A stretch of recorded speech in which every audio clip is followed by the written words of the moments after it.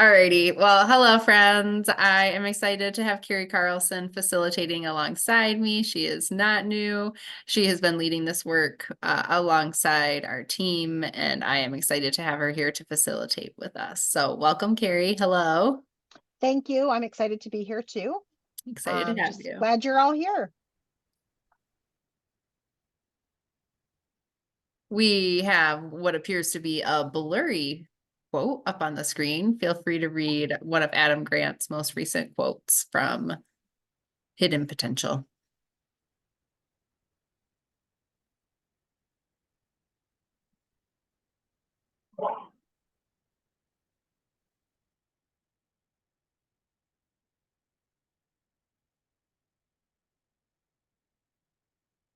I don't know about you, but I love Adam Grant, and I continue to feel that his work is relevant and the work that we do as leaders in education. And I really appreciated the visual that went along with this blurry quote on the right. That's not so blurry. It made me think of learning trajectories, and it also made me think of maybe some of the ways that our teachers might be feeling as they implement this new instructional tool or as they have this school year.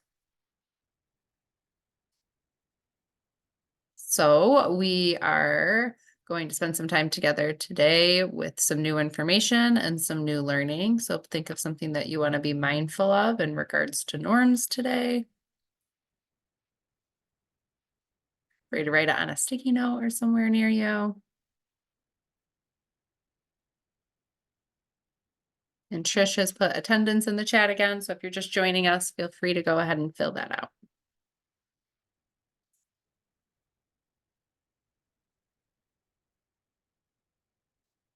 We will utilize the chat as our parking lot as we have the last couple sessions together. So if you have a question, a hope, or a need, feel free to put it in chat, and myself, Carrie, or Trish will tend to that. We're sharing quite a bit of new information today about student work samples, and we know that there's going to be a lot of questions about them. So again, we're going to utilize the chat to have a space to answer them.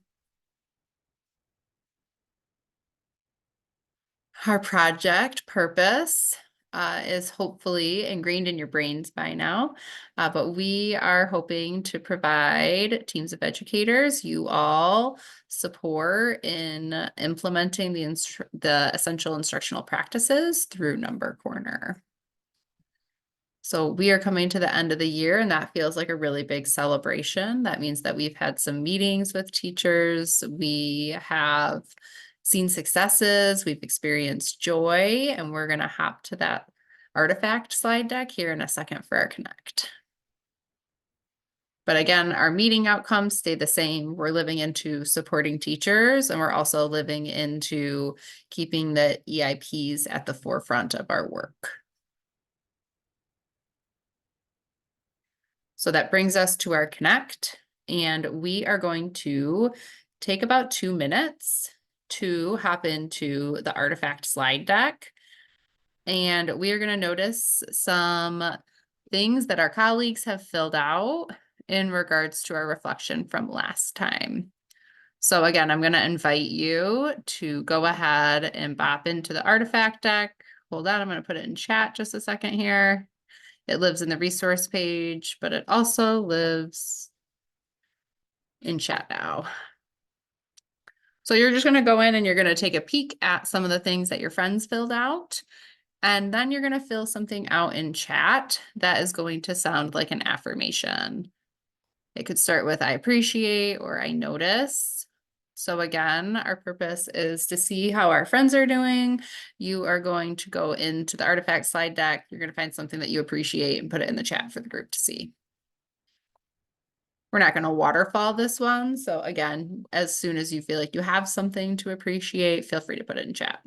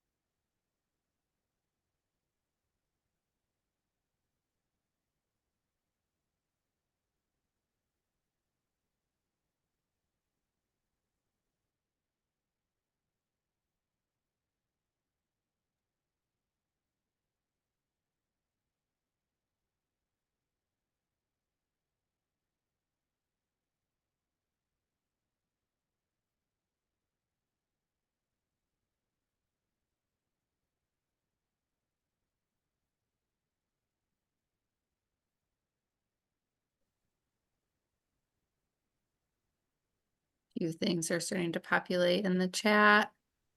Take about 1 more minute to think of an appreciation from our artifact slide deck.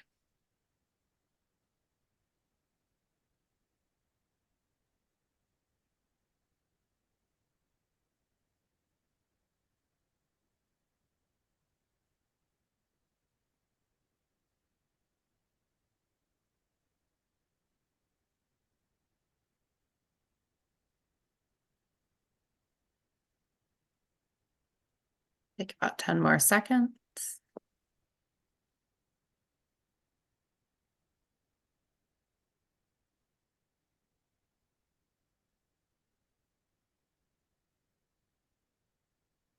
Lots of fun things are populating in the chat.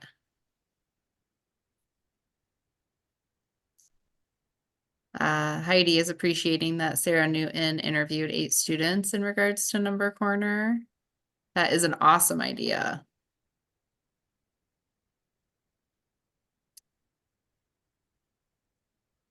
Ryan appreciated that Meg said teachers are excited about the math and the joy that's taking place during Number Corner.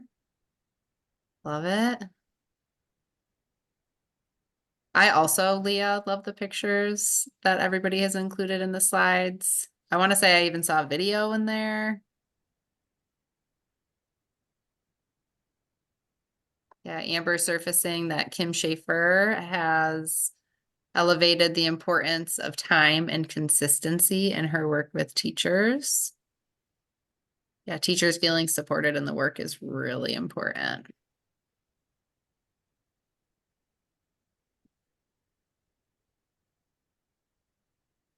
Ooh, Amanda, thank you. Appreciating Justin's mention of teachers' acceptance changing as they use Number Corner. That's disposition of values and beliefs of what math instruction should look and sound like, right? That's huge. Before we move on, is there anybody that wants to come off of mute and just say something in regards to an affirmation for a colleague or a friend? There's lots of good stuff here. When I read Justin's comment there, it just reminded me this last week or the week before, there was one of our biggest resistors with taking on Number Corner in a school. And it wasn't one of our Essentials and Actions teachers, because that was just second grade. So it was a different grade level teacher, but she was one of the biggest resistors of like, we have new literacy curriculum, we have new social studies curriculum, we can't possibly take this on too. And that, yeah, it was a lot, but she was like, the growth of my students is unbelievable, data and just observational data. And she's like, I did not want to do this, and I'm so glad that we did. So that's like the student aha that we don't get as much anymore as consultants. That made up for it, you know, for the hassle in the beginning of the year with some of the resistors, and it was just so great. Yeah, that's like your leadership, like tingly moment of excitement for the fact that a teacher is catching on and they're feeling like they went from resistance to maybe compliance and now fully embracing Number Corner as something that they value and believe. Right. And that's going to be years of, you know, positive energy in that math classroom for so many kids. It's so exciting. Yeah, the amount of children that one educator, let alone many educators within this project, are shifting in their learners is huge. Thank you so much. Don't worry, we're going to continue to come back to joy throughout today and our next meeting in May. This is our agenda for our time together. We are going to have 20 minutes to fill out the leader survey from CEDAR. Then we're going to engage in some leadership learning, and perhaps the 2 most exciting agenda items live at the bottom of our agenda, being student work samples, and then hearing a little bit about the 2024-2025 school year. So we know that there's going to be a lot of information today and there is a lot of stuff. So my role is to facilitate, but also present that information to you. And Carrie's role is also to facilitate some learning for you. We are lucky enough to have Trish here today, who will support me in some paraphrasing and answer some questions alongside me.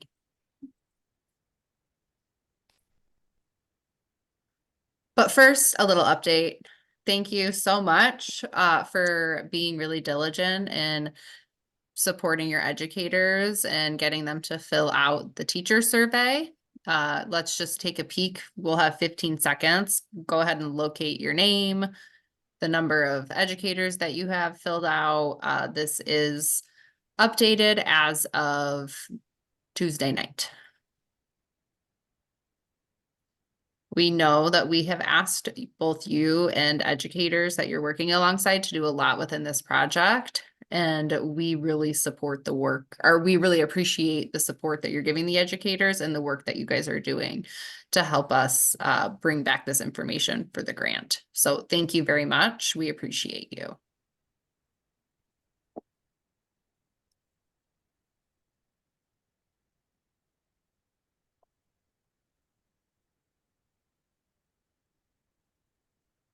And that brings us to our leader survey for Cedar.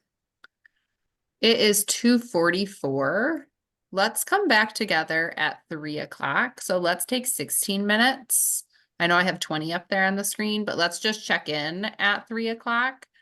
Again, the purpose of this survey is to gather your guys' feedback for how the project is going on your end. So again, the link is going to be in our resource page, and it's also going to be in chat here in a second. Carrie or Trish, if you guys wouldn't mind putting that in chat for me, that would be much appreciated. But again, we're going to turn our cameras off. I'm going to start this timer.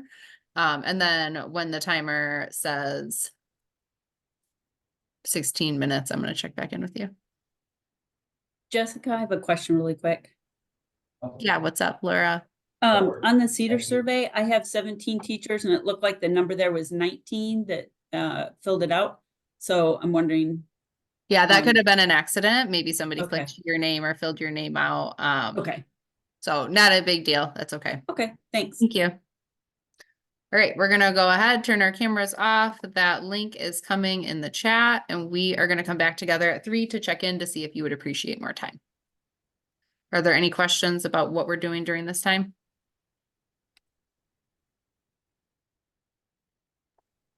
All righty, happy surveying.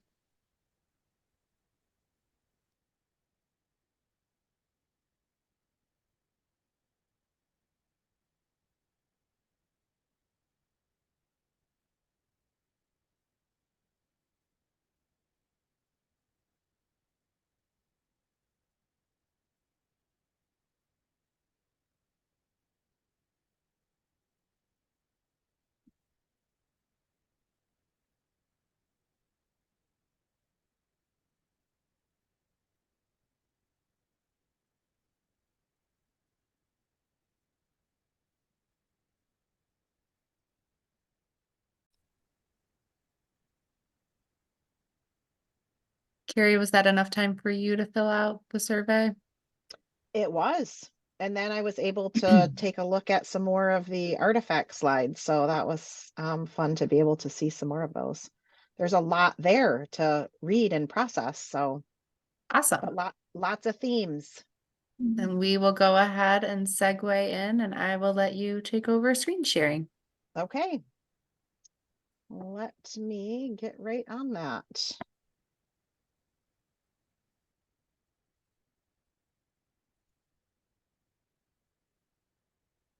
All right, you can see my screen. Okay.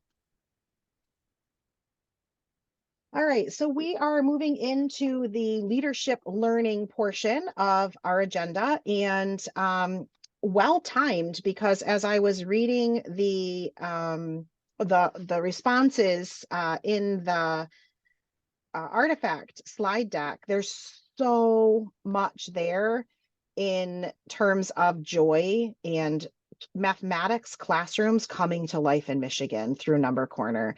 And so we are going to just dig a little bit deeper into Essential 1 with Joy and thinking about what does that look and sound like in our Number Corner classrooms, which we've already kind of been talking about. So we're going to dig a little deeper with some strategies and then start to think about is this happening during core instruction as well? Is our mathematics classrooms feeling this joy, and are these essentials coming to life only in Number Corner? Marianne from Eaton Rapids, I noticed on, I don't know if she's on today or not, but on her slide, she talked about how do we make this transfer so that our core instruction and our Number Corner look and sound like the joy that's happening in these Number Corner classrooms. So we're going to be reading an article today, but we're going to go ahead and get started with a little activate and engage. And so I want you to just take about 2.5 minutes of your own processing time to just jot down some notes. And I want you to think about, when is a time that you experienced joy as a learner of mathematics, or when is a time when you didn't experience joy as a learner of mathematics? As Leah and I were planning this, our first thing was, well, when is it a time when you experienced joy as a learner of mathematics? And then we were like, well, for some people, maybe they didn't experience joy. So you go ahead, take 2.5 minutes to think about that, and then take a look at Essential 1. And what is a bullet in Essential 1 that was part of your experience? Or maybe what is a bullet that you feel like you wish was a part of your experience as a learner of mathematics? So just take 2.5 minutes, and we'll come back and see if we can have some people share.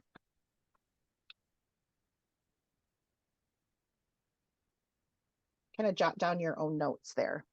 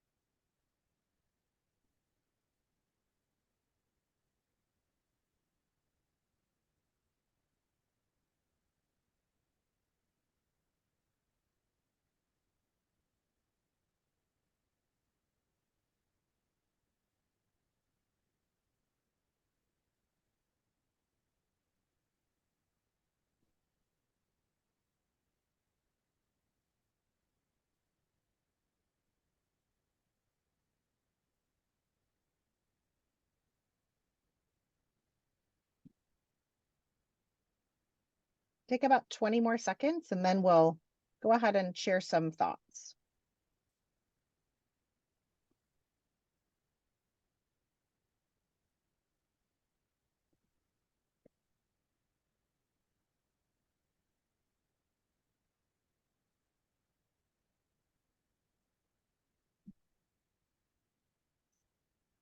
All right, thinking about your own experiences that either brought you joy or didn't bring you joy, and Essential 1 bullet that might support that. Is there anyone you can either type into chat, kind of your experience, what you were thinking about, or is anyone willing to unmute and just share what they were thinking about?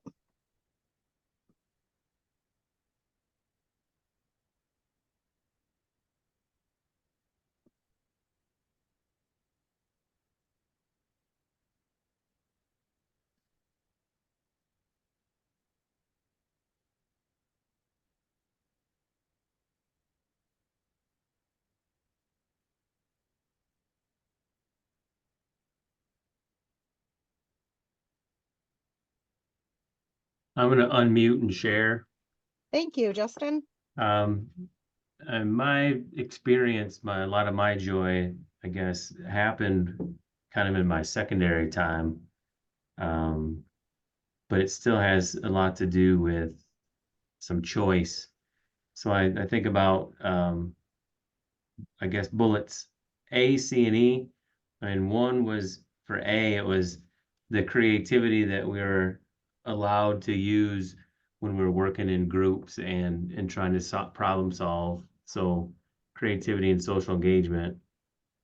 And then just the collaboration. A lot of our engagement had to do with collaboration and working together. So I think a lot of that, allowing kids to work together, I think really helped bring the math and our ideas to give our ideas more meaning, I guess. So I pick A, C, and E for the collaborative work and creativity that we're able to use. Yeah, so really thinking about math not being a in your seat by yourself, complete your worksheet kind of subject, but that doesn't bring a lot of joy to mathematics, but when you're able to come into it with your own thinking and collaborate with other people, joy, all of a sudden it becomes something that is joyful. Yes? Yeah, Yeah, I'd agree for sure. yeah. I Awesome. mean, Thank it you. was our math together for sure. Awesome. I'm seeing lots of, I want to like save now this chat thread and go back and reread a lot of these. Hopefully you're getting a chance to reread these as well. Lots of things having to do with tools. I noticed Meg and Jody right away before Justin started talking, and I know there's more that talked about having access to tools wasn't a thing maybe, but having the access to those tools for kids, variety of materials brings joy. Anything else that anyone's noticing in the chat, themes you're seeing, or anything else you want to kind of bring up?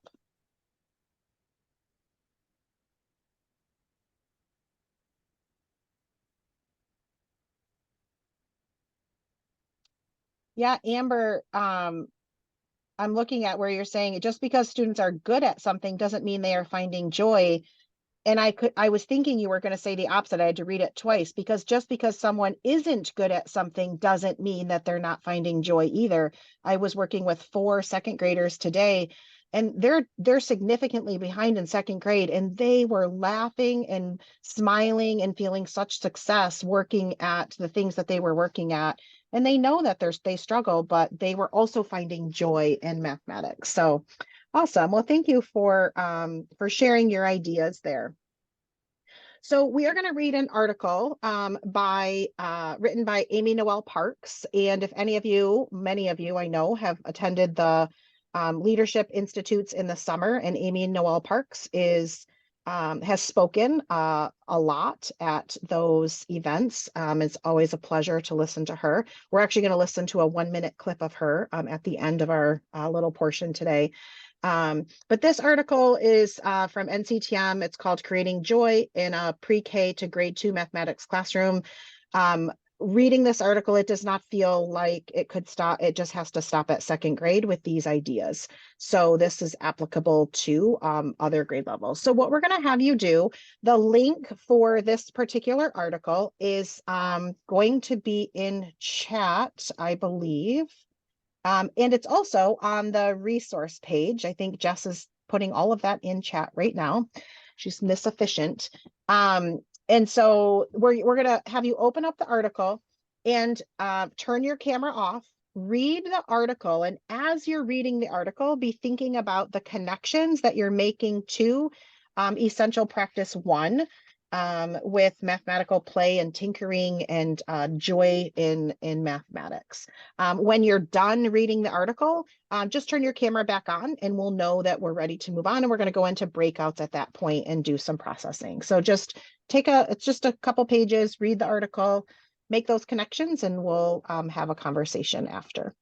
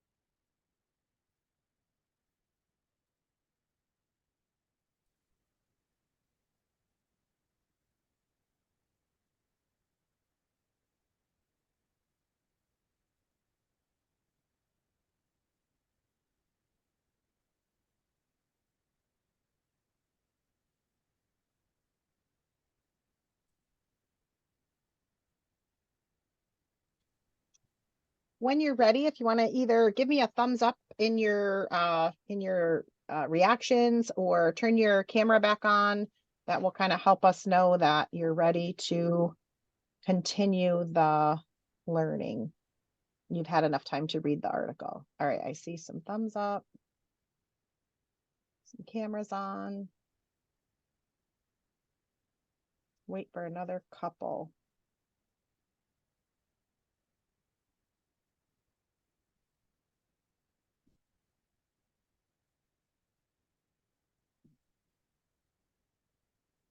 All right.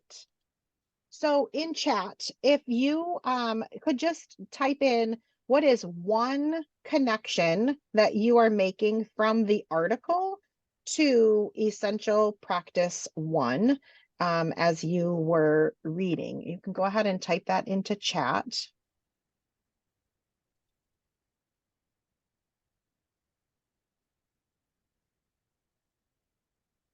Yeah, that flexibility, choice in materials, lots of choices in how they think,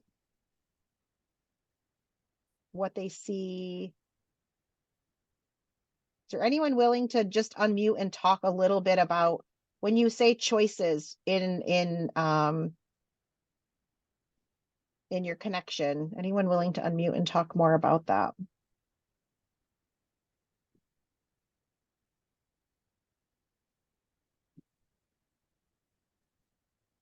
I'm going to be camera unmute guy again Good.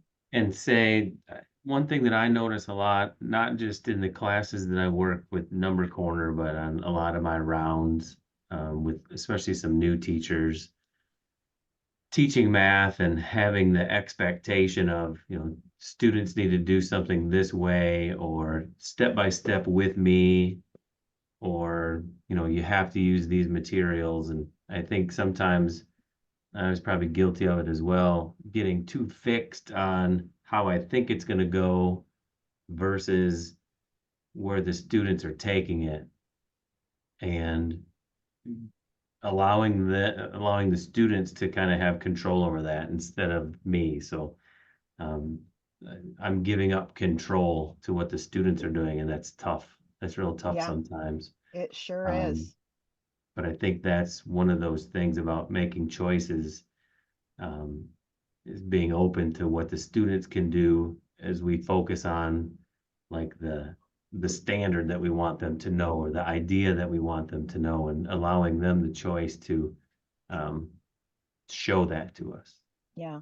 I love I love that. And it's so true. Like, how do we let them I see some people say relax a little bit, social engagement, let kids be kids. You named earlier that when you were allowed to talk to others, you all of a sudden found joy in mathematics. So awesome. All right, so what we're going to do next is we're going to go not exactly sure what just happened there. Here we go. So we're going to ask you, we're going to put you into breakout rooms and have you choose one of the strategies. So in the article, there were 5 strategies. And so in your breakout room, pick one of those strategies and think about, what does that look and sound like when it's happening in Number Corner? And or how do we help our teachers see what might this look and sound like? We've been seeing this in our Number Corner. Lots of you are naming that through the conversations that we've had in the artifact. But does it look and sound like that during core instruction? And how can we help our educators think about some of these practices that they've put in place in Number Corner? And what's one strategy that I might try and help make that transfer so that, and for some of us, the core instruction looks exactly the same. It's alive and well, and it's joyful, but for some of us, perhaps not. And so how do we help our teachers to make those connections? So choose one strategy of the 5 and just have a conversation. What might that look and sound like in the Number Corner? Or how might you help them to think about what that would look like during core instruction and how they can start to make that transfer so that all of mathematics is joyful? So we're going to go into breakouts for, you think, like 7 minutes, Jess? Sure. Okay. All right.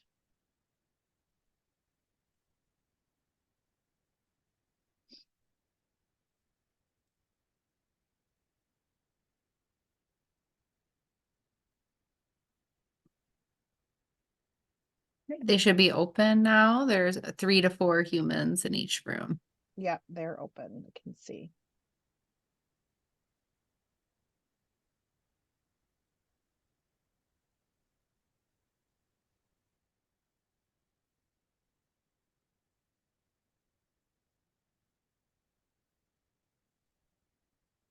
That artifact slide deck there's some good stuff there. It just shows the success of this project. I forgot to start a timer in there. Oh, Ruh-roh. it's okay.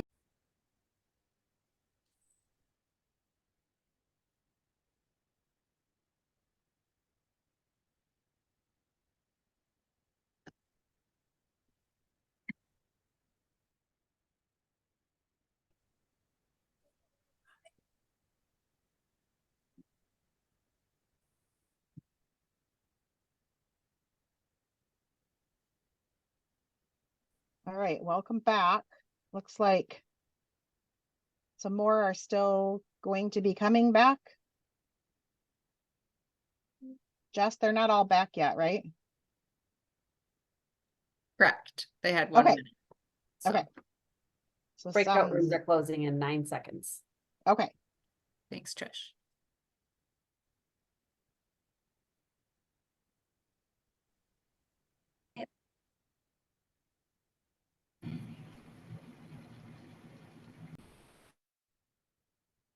Oh, here they all come. All right, welcome back. Glad you're back. Hope you had some good conversation. So we're going to end this portion with a video from the Leadership Institute this summer. At the end of Amy Noel Park's session, she shared a video of some kids that were interviewed in a 4th grade classroom. And the prompt that they had was, tell me about play, joy, and learning. So we're going to go ahead and watch this boy. And it's just 1 minute of what he had to say about play, joy, and learning. And I hope this is going to work. I like playing. Can you hear it? Learning sometimes sucks. Learning a lot of the time sucks. School sucks.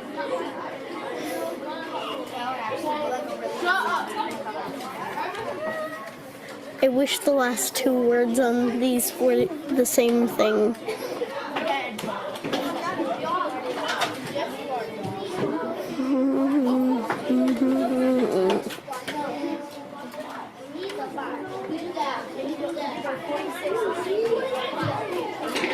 I wish joy and playing was part of learning.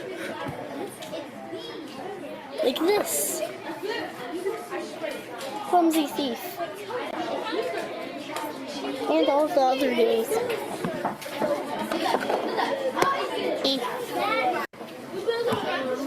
I like.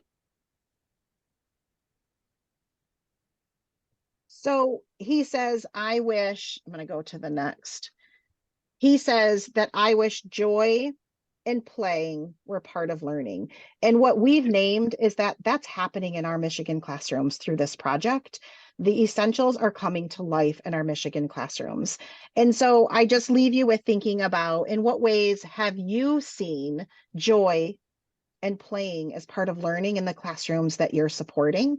In what ways have you seen this project shift mathematics instruction in the classrooms you support? There is an open table that is in the essentials document that I'm gonna assume that Jess, like already, you're so efficient, has dropped into chat. If you could take just a cell and just kind of type in what ways have you seen this project shift mathematics instruction so that joy and playing is actually part of learning? And then we will move on to the next section in our agenda.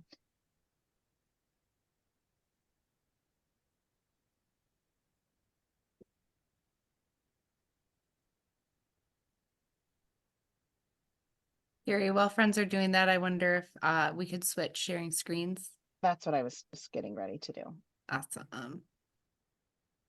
So take about 30 more seconds to fill out that open table, and then we'll shift over into our last portion of our time together.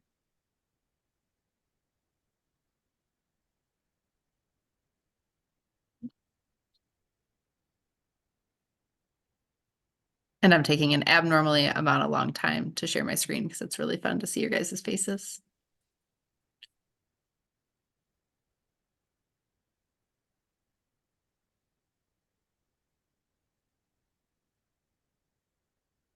Brad. Thankfully, you don't get a grade on following directions here. I love too, Ryan, that intrinsic value of kids solving their own problems, and then to say, I see it all the time now. And that's what we want to see in our Michigan classrooms. Yeah, it's really neat. I mean, I can think of today we were working on a perimeter problem, and they had to make their own shape, put in the numbers that make sense, and then find the perimeter. And you know, he used numbers, put it together in a way that worked for him, and then checked it. And he literally was fist pumping when he got the answer. And it's exciting to see that. And I see it in number corners all the time. We The love id- this pumped. yeah. The to- identities, right? That fist pump is it's just building so many math identities. So, Yeah. all right, thanks for sharing. And I'm going to turn it over to Jess to talk about student work samples. Woohoo! Alrighty. Thanks, Carrie. That was really fun. And I especially love that video and thinking about the roles that we play as leaders in supporting educators and bringing joy to classrooms across the state. So I appreciate you. That brings us to student work samples. I have the stuff and the process that you guys are going to be supporting educators and obtaining today. So again, our purpose is to collect data for the grant. We know that awesome things are happening and we want to see them. We want to see what students are doing in regards to the impact that Number Corner has had on them in mathematics in their classrooms. So we, in a second here, are going to dive into what those materials look like. We are asking that teachers give that assessment and send us the data samples by May 17th. So anytime between the time that you have your meeting with your educators and May 17th, we are asking that they do the thing. And this can take place of Number Corner for that day. We don't care what Number Corner day. You pick your least favorite day. I know that that would be very hard because they're probably all your favorite days. But pick the maybe least fun day or pick a convenient time that the teachers can give this this work sample to the learners. So again, it takes the place of Number Corner. We're not expecting that they add an extra 20 minutes to their day. We know that they don't have it. We're asking that they do it in place of Number Corner. And we're just asking that we get it sometime before May 17th. And again, it's 1st through 4th grade learners. Your role is to support them in the process and any questions that they have. Obviously, our team is here too. And then as is Colby Gadd, who we've seen at our leader meetings before, but he can be reached via email as well. So that brings us to getting into our process.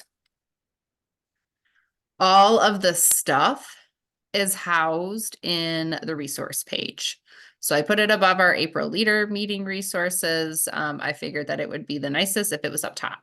Again, this page itself, if you've been solely relying on us putting it in chat, this page lives in the event resources within the app. So you can access it digitally. You can also like with your via web, or you can access it on the app. We don't know how comfy teachers are in getting here, so we will also copy and paste this table into the follow-up email to you as well to pass on. Because again, your role is to be the process liaison and getting them the stuff that they need. Some of you have said that your role might be to print some of those things off.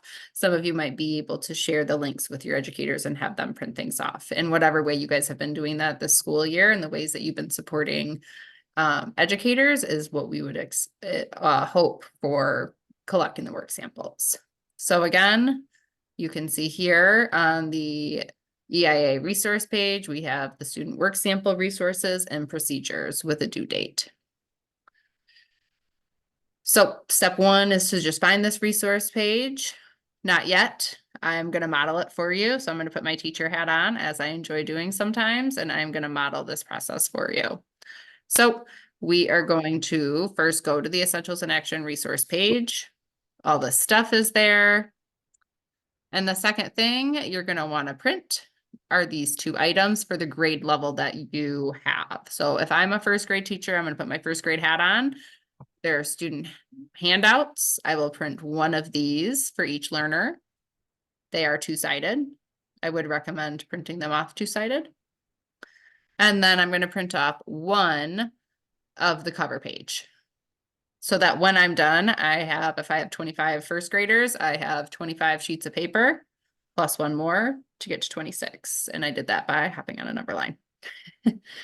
You will see as we get into the process that learners are going to be looking at a display, but the second step is to print the stuff off.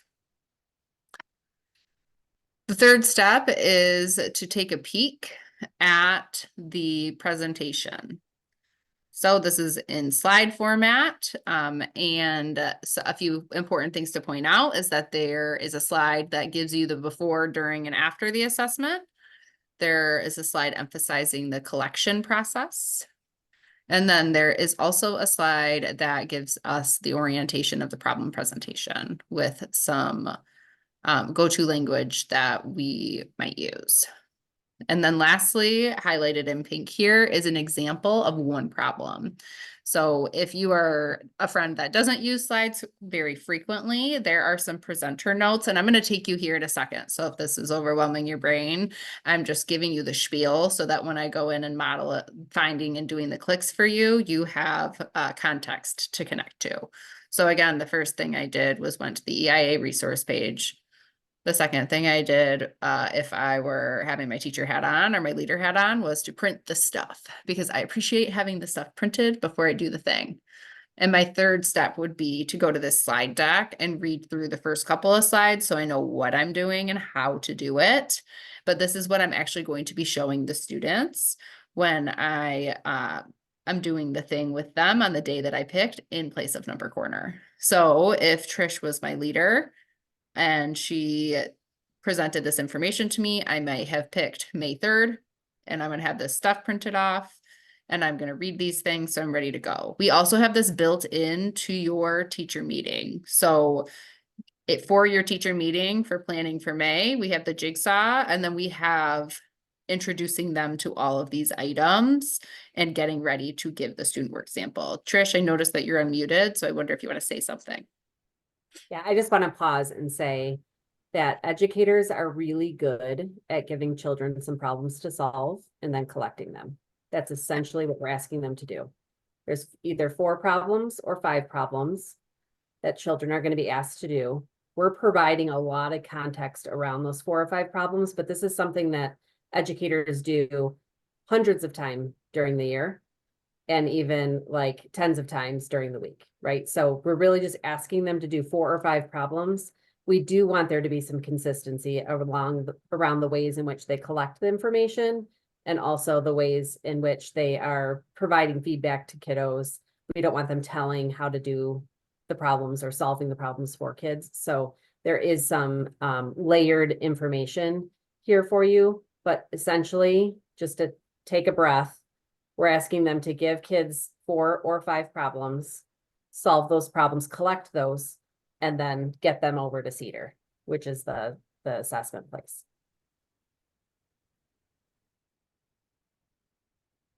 Thanks, Trish. Yeah, important things. Teachers give assessments all the time. We know they do. We want to be mindful of the language that we use and the way that we get them to Cedar. So that brings us to maybe getting to explore, but before we do that, that verbiage that we're speaking to lives in the presenter notes of the slide. I think one tidbit of information, if your teachers don't use slides, these could easily be printed off the slide and put underneath the document camera. So it is 3:41. Let's take about 5 to 7 minutes. I'm going to stop sharing my screen. Let's practice. So again, we're gonna go to the EIA resource page. We're gonna locate the grade level that we support. And just click into the materials. Peruse through them.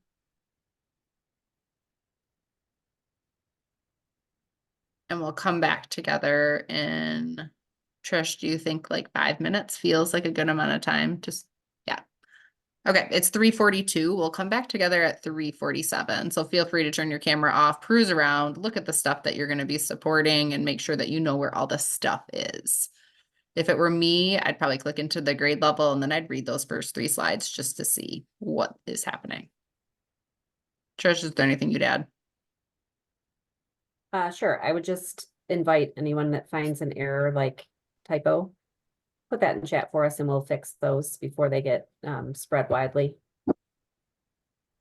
We are not perfect humans. We might have made a mistake here or there, and we welcome your feedback. Thanks, Trish.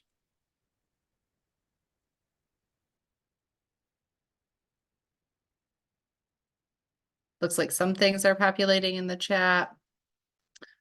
We are not doing work samples for kindergarten and 5th grade. I can add reasoning. That'd Assessing be great, Trish. kindergarten. Assessing kindergarten, we had to make the decision that assessing kindergarten in order, the purpose for gathering these work samples is to not so much look to see how many correct answers kids could get, but to look at the ways in which kids are solving these types of problems. And so we are anticipating that children that are involved in Number Corner are going to have strategies that are pretty interesting for us to look at. And so it's not about, are they right or wrong? It's more about like, what are the strategies that kids are using in these classrooms that have Number Corner being enacted versus the classrooms that don't have Number Corner being enacted. And so in kindergarten, in order to get strategies, we would really have to interview the children. And in order to interview the children, we'd have to probably swarm into classrooms and engage with the kids. And we just don't really have the capacity. And in addition to that, we don't have a whole lot of kindergarten classrooms engaged in the work. Same thing with 5th grade. There's very few 5th grade and 4th grade.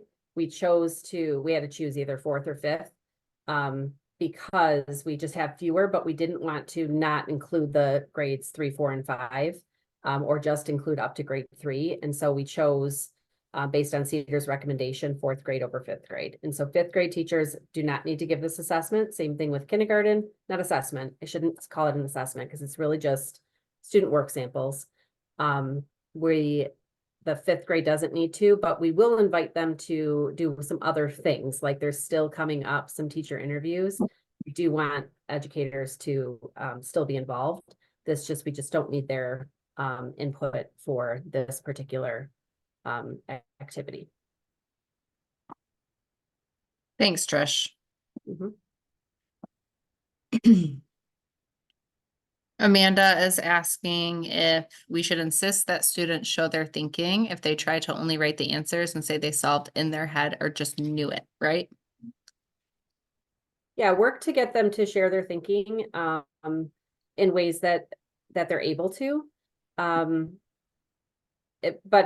certainly don't make a child feel uncomfortable about that. This isn't that important. Like, I mean, we're not about making children feel uncomfortable, but we do, like, the language in that first slide says there's some people that are really interested, I'm paraphrasing, in how we're thinking about mathematics because we've been doing Number Corner all year.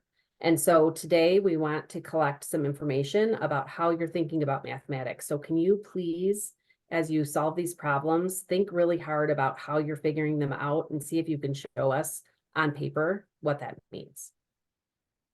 I think And if I then- were to add on to that, if I were to Yeah. put my 2nd grade teacher hat on and I had a friend that said, well, I just knew it. I think my teacher response would be, well, can you show me what it looked like in your brain when you solved it? Like, draw it for me.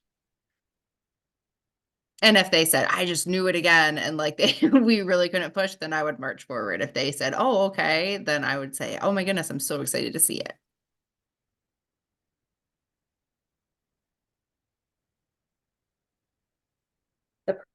purpose of the slide deck, there's a few questions about the slide deck. That was Cedar's strategy to help educators pace children through the problems to ensure that they solve all 4 or 5 problems and that they also are sharing their work.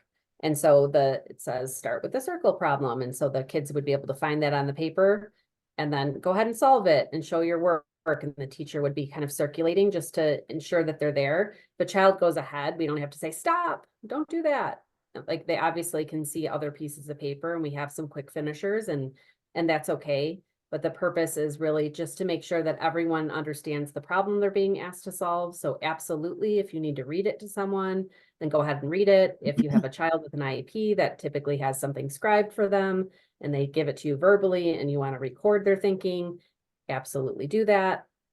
So we're going to use our normal teaching procedures, but really we're just trying to capture student thinking about solving some problems. And Kelly is asking if it would be appropriate before the task to show examples similarly to a review. Again, I think that we're just trying to stress that we're just trying to see what students are doing in the classroom. They don't need a review. We're not looking for right answers. We're looking for whatever thinking they have in the current moment. This isn't something that we're assessing in the sense of like, how did they do? How did this teacher do teaching these children these models and strategies in Number Corner? We just want to see what's happening in classroom. So we wouldn't ask them to take more than that 20 minutes of Number Corner time to review because that's going to take away from something else.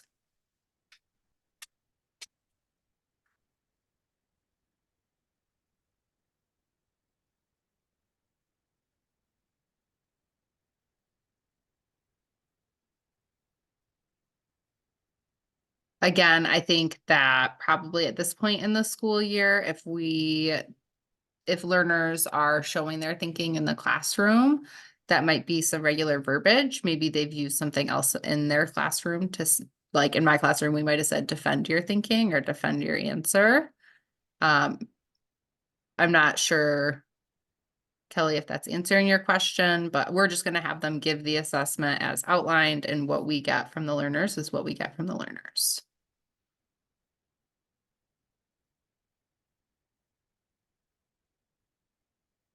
Are also a couple questions about scanning. So the purpose of having student names on the paper, you'll notice 2 of the grade levels say put initials on the backside and 2 of them say put their name on the backside. Then ones that have initials, that I would assume that there's going to be some student work also on the backside.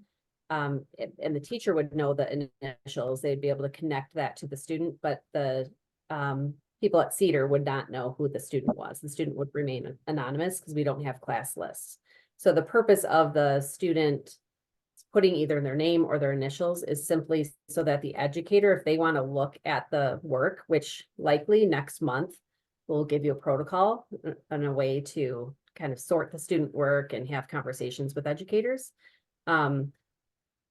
But the purpose is just so that the educator can look at the student work and make some connections to who solved the problems in which ways. If the educator is not interested in that, tell them to skip the name part. Because we don't care about the name really, that's just for them. And then in terms of scanning, I've been assured that you can scan 2 sides. We want one document with the whole class. And so 2-sided would mean you're going to scan it and then the front side would come, the next side would come, the back side would come for grades 1 and 2, and then the front of the first of student 2 in the back. But you do you in terms of making sense of how to scan that over. One document would be great for the whole grade, and there's ways in which you're going to save it are on slide 2 or 3 of the task presentation slides. I think it's last name and grade level. Yep. And then those go to Colby, and his email address is on that slide as well. It's 3:55. Are there any other burning questions before we move forward? We know where to find this stuff and what each item is. Again, we're asking educators to complete this before May 17th. This is built into your planning protocol for May. And all of the same visuals are there for you to support them. think your biggest support is going to be not so much in helping them to give these tasks to kids, but more so they might struggle with, how do I scan that? And who do I send it to? And I lost that person's name. So if you can just help to ensure either if they bring it to your meeting, or you, and then you help them scan, or if you're in a building or they have someone, you can find a point person that knows how to scan, a tech person that's in their building, just like help them ease the stress of scanning documents if that's not something that they're commonly doing. That would be, I think, the tricky part for the educator. Other than that, there's 4 or 5 problems. They give 4 or 5 problems pretty much every day in their math class. In addition to that, I would say there are bajillions of free apps if you have a smartphone, which I'm going to make the assumption that we all do. If I ever need to scan something, I will pull up Genius PDF scan on my phone and take a picture, and it will put it right into a PDF, and you can add pages to it, and you can send it as an email form right from that app. So that might be an alternative if you are supporting people and you're having a hard time finding a scanner. So with that, with the last 3 minutes, I want to get into our invitation to join Trish and I in talking about next school year. So I'm going to reshare my screen. And I am going to go back to this slide deck. We are thinking really hard right now as a team on how to continue to support you all and these educators that have done so much learning and have had so many gains this school year. So currently, for our friends that are in the project right now, we are going to offer voice and choice to those educators for next year. And we are thinking that 2 of those items might be in the forms of learning labs and video clubs. So many of us have attended the early math training for Train the Trainer, facilitating learning labs. There are a bunch of different ways that those can look and variations. We were just lucky enough to try on a variation of a lab at Calhoun County. Shout out to Kim Fox. We appreciate you and your educators. But we are thinking really hard about the structure and ways educators might be able to attend learning labs next school year around Number Corner with other educators. The second option that we're currently thinking of for educators to participate in is video clubs. So some of you guys have swivels right now in classrooms with educators. There is specifically a picture of a phone on there because we are thinking really strategically about how we might be able to capture video content and how educators might be able to learn from one another. So again, we're thinking about continuing the learning in variations with educator choice. And these are 2 things that we're currently thinking of. To be mindful of your time. One more thing before I get to our invitation for where you're going to want to hear more about this. We have about 250-ish more teachers that are signing on to be a part of the next cohort for the 2024-2025 school year. Trish has so kindly put up the ISDs and RISAs to see if yours has said yes. So if you're in a consultant role, this might not be new, but if you're at the local district level, you might not be aware of what this looks like in your space for next school year. Know that we are gathering that information right now for the ways in which we are expanding, but know that these spaces right now are saying yes. So we're saying Number Corner and EIPs, we're going to continue on, and we're going to bring some more people along the way. Which brings us to the even more important space of really getting clarity and what those options for educators look like. So Trish and I are inviting you to chat more about this. So on April 23rd from 9 to 10 in the morning, it is going to maybe feel more like a webinar where Trish and I are going to talk about next year. We're going to fill you in with some details. We're going to put our presenter hats on. And then from 10 to 11, we are going to put our interview hats on, and you guys are going to get to ask some questions, and we are going to get to think really hard about the logistics of next school year and making sure that our system doesn't stop just because the school year has stopped. We have poured into these educators, and we want them to continue to feel supported, and we want them to continue to have the opportunities to come together, network, and learn and do the things that we believe in and bring joy to children in classrooms. So again, April 23rd, we're planning to come together. It's 4:01. Our next meeting is May 9th. Something important to add, I'm talking very fast, is that 9 to 11 video series on April 23rd will be recorded. So if you can't come, if you're like me, you usually have a drive somewhere, I would pretend it's a podcast after the fact and I would listen to it on my drive tour from work. So again, April 23rd, we're going to talk about the 24-25 school year. It'll be recorded and put in that EIA resource page. Other than that, we'll see you Thursday, May 9th. We're here for questions in regards to the student work samples, and we're really, really, really excited to celebrate the work that educators have done through student work samples. So thank you. I'm gonna stop sharing my screen. We appreciate you all. This session, yep, it's gonna be recorded. Yep, we're gonna record the sessions. So have a great night. Have a great April. Please reach out if you have questions. We hope to see you soon.